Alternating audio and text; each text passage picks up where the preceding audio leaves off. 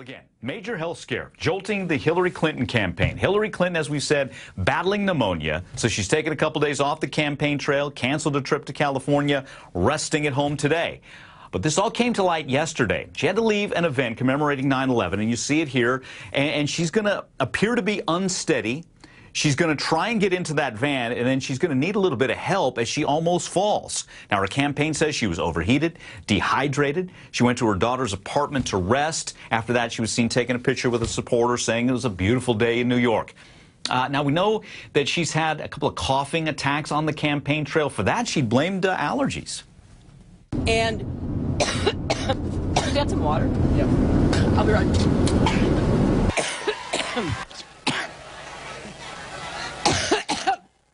Every time I think about Trump, I get allergic.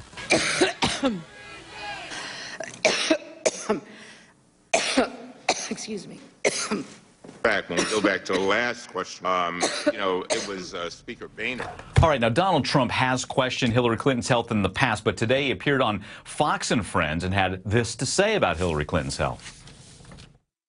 Well, I hope she gets well soon. I don't know what's going on. I'm like you. I see what I see. The coughing fit was a week ago, so I assume that was pneumonia also. I mean, I would think it would have been, so something's going on, but I just hope she gets well and gets back on the trail, and we'll be seeing her at the debate. That from Donald Trump. Let's get some more clarity on pneumonia and also how this could politically impact things. Joining us to talk about it, Dr. David Montgomery, board-certified physician and a cardiologist at Piedmont Heart Institute, and political scientist Jeannie Zaino with us as well, more on the political side of things. Doctor, let's start with you. Help us better understand the diagnosis, pneumonia serious, and some want to use the term walking pneumonia. Is that what you're seeing here? And what is that, by the way? Yeah, no, so walking pneumonia is a totally different disease process. In this particular case, pneumonia is really anything that can cause the lung to actually have an inflammatory response. The most common cause of that is an infection. Bacterial infections are really the #1 cause of that, but you can have a viral infection, you can have other kinds of bugs that cause infections and cause the lungs to have this sort of inflammatory response to this foreign body in the lungs. Got it. Okay. So she's diagnosed Friday. But then continued, fairly vigorous schedule from what we know. And then we see it culminating here as she appears unsteady as she's trying to get into that van, again, dehydrated, overheated. What should have happened after the diagnosis? Should have been immediate rest?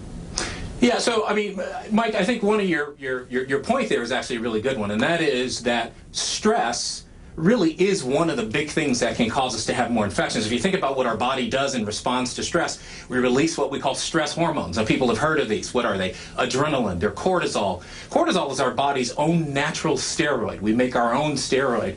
And what steroids are used for medically is to try to suppress the immune system. We use steroids in places where immune system has really gone out of control. You can imagine in stressful situations when you're making a lot of your own natural steroid that you suppress your immune system. Well, what's the result of that? The more likelihood of you having an infection. This, probably a bacterial pneumonia.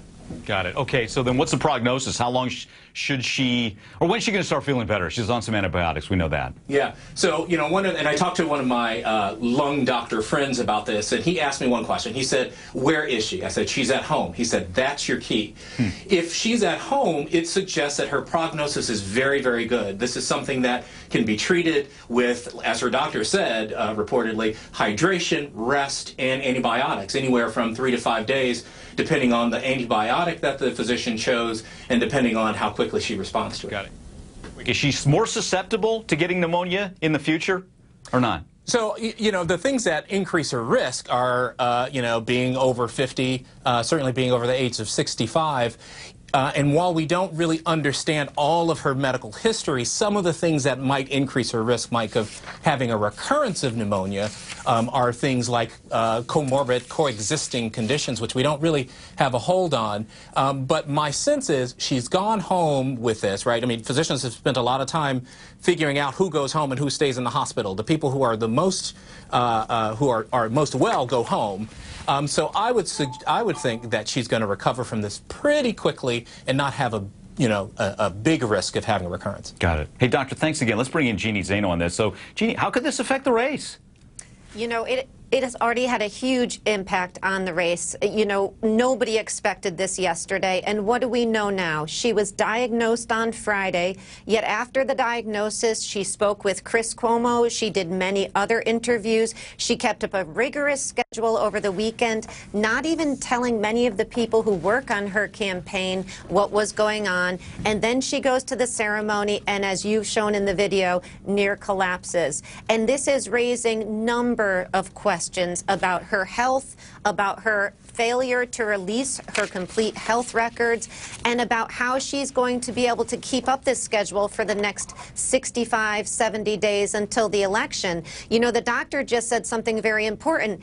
It looks like the prognosis is good because she's home, and yet you have many voters and citizens out there saying, can we really trust that she's where she should be? Should she maybe be in the hospital, but for PR reasons doesn't want to go in there? We don't have answers to those questions, and that's what's going to be a problem for the campaign. They have been very tight-lipped about this so far. They're going to have to give the public more information. Got it. So what's the bigger issue here? The diagnosis itself or the perceived lack of transparency? You know, why didn't you just say she had it on Friday? Yeah, I mean, number one, everybody wants her to recover and wants her to be well. But from a political perspective, it's both of those issues. Why the lack of transparency once again? You know, this just isn't about her health. She is the nominee of a major political party. This is a huge risk for the Democrats and the country as a whole if she is not well.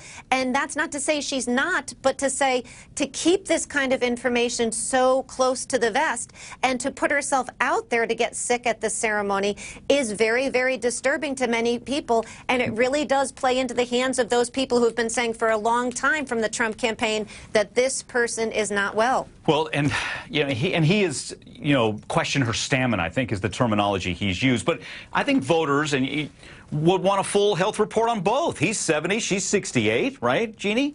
We absolutely deserve a full health record on both. We also deserve tax records from both, so Trump should give us those as well. You know, listen, these people are no longer private people. They may be one step away from the presidency. We deserve that information. And to not give that to us, especially at their ages, running in their 70s, we need that information. And both campaigns, both candidates are guilty of not giving that to us. And that is not fair to the American voter by any stretch of the imagination. Jeannie, thank you. Dr. Montgomery, thank you as well. I will stay on top of that. Donald Trump, relatively quiet.